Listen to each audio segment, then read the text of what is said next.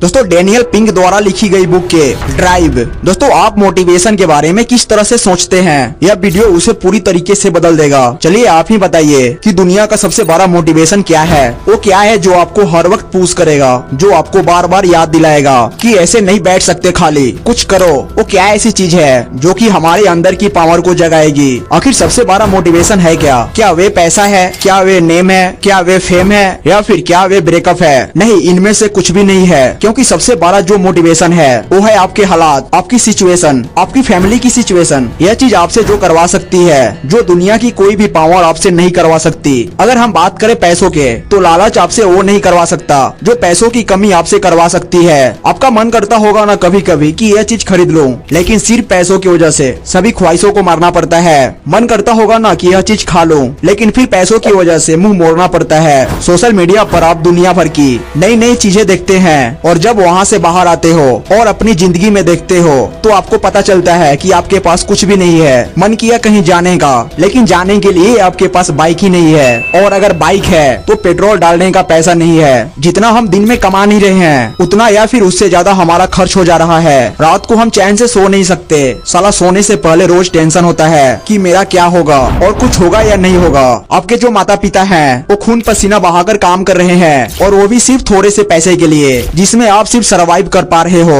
वो भी कमाने के लिए भी तो सुबह से रात तक कितना कुछ सहते हैं। कभी कभी मन नहीं करता होगा वो लोग कितने सारे लोगों की बात सुनते हैं। दिमाग, शरीर, आंखें थक जाती होगी, पूरी बॉडी थक जाती होगी, लेकिन फिर भी वो करते हैं। क्यों? क्योंकि उनके हालात जो है वो उनसे करवा रही है। तो आइए आज की बुक समरी को शुरू से शुरू करते हैं, जहाँ आप देखोगे कि लॉन्ग टाइम में आप कैसे हमेशा मोटिवेट रह सकते हैं। दोस्तों 20,000 साल पहले ह्यूमन सर्वाइवल के लिए खाना, ड्रग्स और एक रहने के लिए जगह खोजते रहते थे, और इसी से वो खुद को मोटिवेट कर पाते थे। लॉन्ग टाइम में इससे क्या फायदा होगा या फिर क्या नुकसान, यह चीजें वो लोग कंसीडर नहीं कर पाते थे, यानी कि सिर्फ खुद की फीलिंग और सेटिस्फेक्शन को इम्पोर्टेंट देते थे। इसको ऑथर मोटिवेशन 1.0 कहते हैं। ऐसे जानवर आज भी अपनी सर्वाइवल, रिप्रोडक्शन, स्टीम पर ही काम करती है एज कंपेयर ह्यूमन। अब इन्वॉल्व हो गए हैं। हमने मोटिवेशन का एक नया तरीका निकाला है जिसे हम करेक्टर नैतिक अप्रोच मोटिवेशन 2.0 कहते हैं, जो कंपनी ने अपने एम्प्लॉय को मोटिव में रखने के लिए यूज किया। इसके पीछे की स्ट्रेटजी यह है कि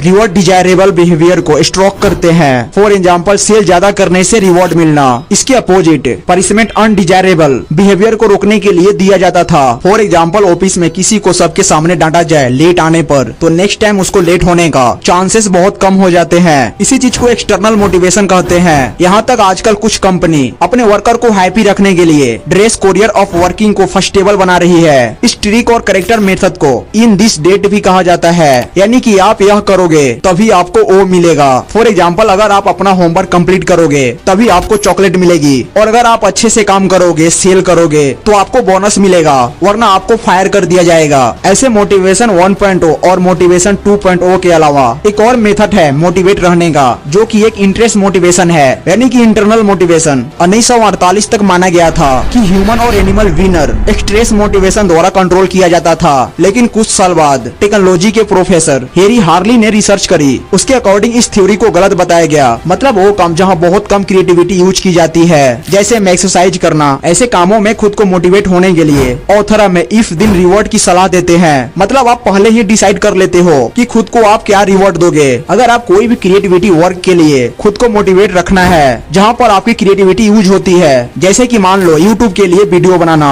या फिर कोई अदर काम या सब्जेक्ट पढ़ना, अगर हम चाहे तो हम अपना फैशन से भी खुद को मोटिवेट रख सकते हैं। लेकिन बहुत से लोग अपनी कामों को पूरी पोटेंशियल से नहीं कर पाते हैं, जिसके कारण उनके परफेक्शन लेवल को कम कर देता है, और अपने फैशन से मोटिव होने वाले क्रिएटिव लोग अक्सर फॉलो स्टेट में काम करते हैं। इसका मतलब वो कंस्ट्रेंट ऑप्शन की हाई डिग्री के साथ काम करते हैं और घंटों तक अपने काम में लगे रहते हैं, क्योंकि प्रोफेशन कुछ ऐसा है जिसे हम कभी प्राप्त नहीं कर सकते। यह चीज आपको लास्ट में पता चलेगी। फिर भी हमें रुकना नहीं है, बल्कि इसे ट्राई करते रहना चाहिए, जिससे कि हम प्रोफेशन के करीब जा सके। देखो दोस्त, एक इंसान का नाम होता है उसके काम से, इसलिए काम ऐसा करो कि नाम हो जाए, या फिर नाम ऐसा करो कि सुनते ही काम हो जाए। ऐसे आपको पता ही होगा कि जब कोई इंसान जमीन से उठकर अपने दम पर आसमान की ऊंचाइयों को छूता है ना, तो उसकी वैल्यू ज्यादा होती है। इस दुनिया में लोग उसे ही पसंद करना चाहते हैं जो जमीन से उठकर आसमान की ऊंचाइयों पर जाता है। अब बात करें मोटिवेशन 2.0 की, तो यह हमारी सोसाइटी में इतना ज्यादा यूज होता है कि हमें यह काफी नॉर्मल लगता है। स्कूल में अच्छे मार्क्स लाने पर मेडल मिलना,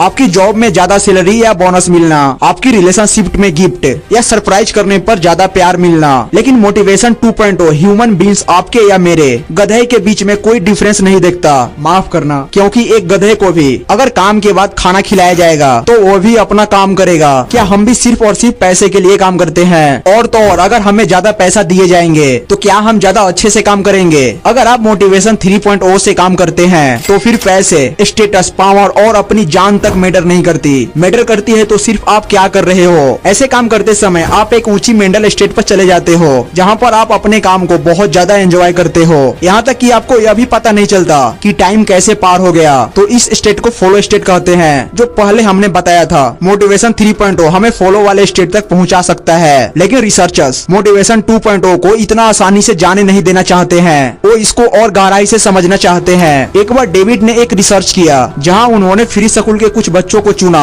जिन्होंने अपने फ्री टाइम में ड्राइंग ली थी। रिसर्चर्स यह देखना चाहते थे कि अब बच्चे जो ड्राइंग को एंजॉय करते हैं तो उन्हें अगर इनाम भी दिया जाए तो क्या होगा। इसके लिए उन्होंने बच्चों को 3 ग्रुप में डिवाइड किया। पहला, जिन्हें हर क्लास के बाद अप्रिसिएशन की तरह सर्टिफिकेट और एक ब्लू रिबन दिया जाता था। दूसरा, जहां पर रिसर्च ने बच्चों को बताते नहीं थे कि उन्हें सर्टिफिकेट मिलेगा या नहीं, लेकिन क्लास खत्म होने के बाद उन्हें सर्टिफिकेट मिलते थे।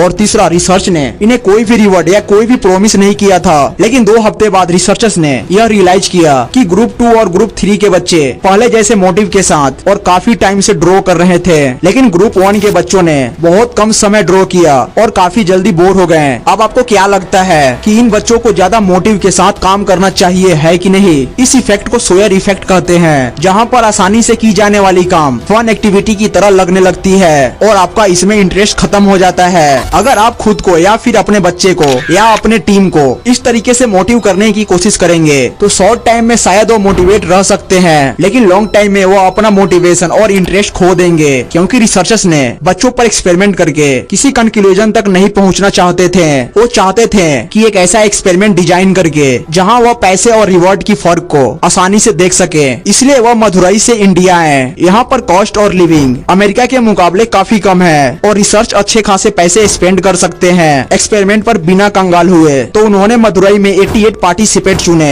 और उन्हें क्रिएटिव गेम खेलने को कहा, जैसे कि टेनिस बॉल को टारगेट पर मारना। फिर उन्होंने 88 पार्टिसिपेट को 3 ग्रुप में डिवाइड किया और इन ग्रुप के रिवॉर्ड को भी अलग अलग रखा। एक ग्रुप को 1 दिन की सैलरी के बराबर रिवॉर्ड मिलता है, ग्रुप 2 को 2 हफ्ते की सैलरी के बराबर और ग्रुप 3 को 5 महीने की सैलरी के बराबर। अब एक्सपेरिमेंट के रिजल्ट, ग्रुप 1 और ग्रुप 2 वाले एक जैसे ही परफॉर्म किया, लेकिन ग्रुप 3 जहां पर सबसे ज्यादा रिवॉर्ड मिल रहा था वहां लोगों ने हर पैरामीटर पर ग्रुप 1 और ग्रुप 2 वाले से खराब परफॉर्म किया। तो इस रिजल्ट का कंक्लूजन यह था कि जब क्रिएटिव काम कर रहे हैं और अगर रिवॉर्ड काफी ज्यादा है तो आपका ध्यान उस रिवॉर्ड पर होता है और आप अपने काम पर फोकस नहीं कर पाते हो, क्योंकि क्रिएटिव टास्क में मोटिवेशन 2.0 इस्तेमाल करने से आपकी क्रिएटिविटी कम हो जाती है, जिससे आप शॉर्ट टाइम सोचते हैं और सक्सेस के लिए शॉर्टकट खोजने लगते हैं। तो अब आपको पता चल गया होगा कि मोटिवेशन 2.0 कैसे काम नहीं करता और मोटिवेशन 3.0 कैसे लोगों को मोटिवेट करता है बिना किसी मटेरियल रिवॉर्ड के और बिना किसी कैश के। हम देखेंगे कि कैसे आप मोटिवेशन 2.0 से 3.0 तक पहुंच सकते हैं, लेकिन इसके पहले हमें लोगों के